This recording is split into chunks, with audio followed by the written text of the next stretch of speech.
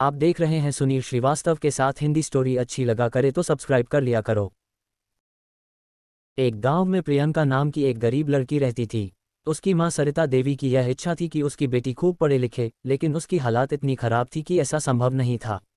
इस गरीबी के कारण ही प्रियंका जंगल जाकर लकड़ियां काटने का काम करती थी, जिससे उनका घर चलता था।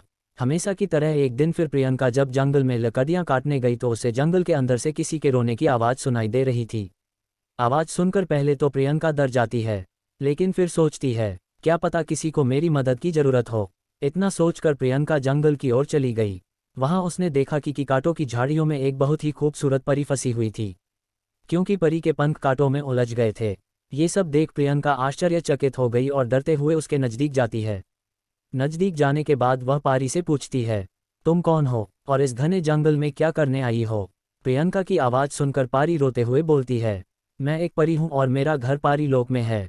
मैं पहली बार पृथ्वी लोक में घूमने आती हूँ, परंतु इस जंगल में मेरे पीछे एक शेर पड़ गया और उसी से बचने के लिए मैं यहाँ आकर छुप गई। लेकिन इसमें इतने कांटे थे कि सभी मेरे पंख में चुभ गए। मेरे पंख भी घायल हो गए हैं, अब मैं घर कैसे जा पाऊंगी। ऐसा बोलकर परी फिर से रोने लगती है। प्रियंका उसकी बातों पर भरोसा करके बहुत ही सावधानी से उसे वहां से निकालती है। परी के पंख से खून निकल रहे थे। प्रियंका ने अपने कपड़े से खून को साफ किया और फिर पारी से बोलती है, इसे भी पढ़ें, परियों की बारात, जादुई परियों की। पारी, तुम्हारे पंख घायल है और ऐसे में तुम अपने घर नहीं जा सकती हो। तुम मेरे घर में रह सकती हो। जब तुम ठीक हो जाओ तो अपने घर चले जाना। लेकिन बोलती है, गांव में तो सभी लोग मेरे पंख को देखकर सवाल करेंगे। मैं एक साधारण लड़की का रूप ले लेती हूँ। यह सुन प्रियंका बोलती है, हाँ यह अच्छा होगा। इसके बाद परी एक साधारण लड़की का रूप ले लेती है और प्रियंका उसे अपने साथ घर ले आती है। घर आने के बाद प्रियंका अपनी माँ को सारी बात बताती है, साथ ही ये बात किसी और को बताने से मना भी करती है। प्रियंका की माँ सारी बात सुनने के बाद मान जाती है, परंतु उनके घर में गरीबी बहुत ज़्यादा थी, जिससे किसी को भी भरपेट खाना मिल पाना मुश्किल था।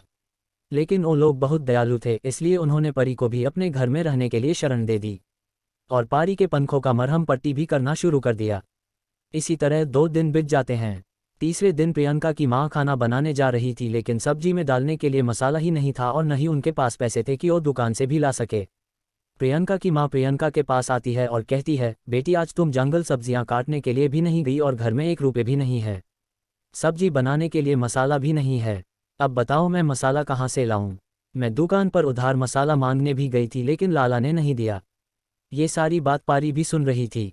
सारी बात सुनने के बाद पारी चुपचाप रसोई में जाती है और जादू से एक मसाले का पैकेट ला देती है और बाहर आकर बोलती है, माँ जी आपने सही से नहीं देखा था, मसाला वही था, देखो जब मैं अंदर गई तो तुरंत मिल गया।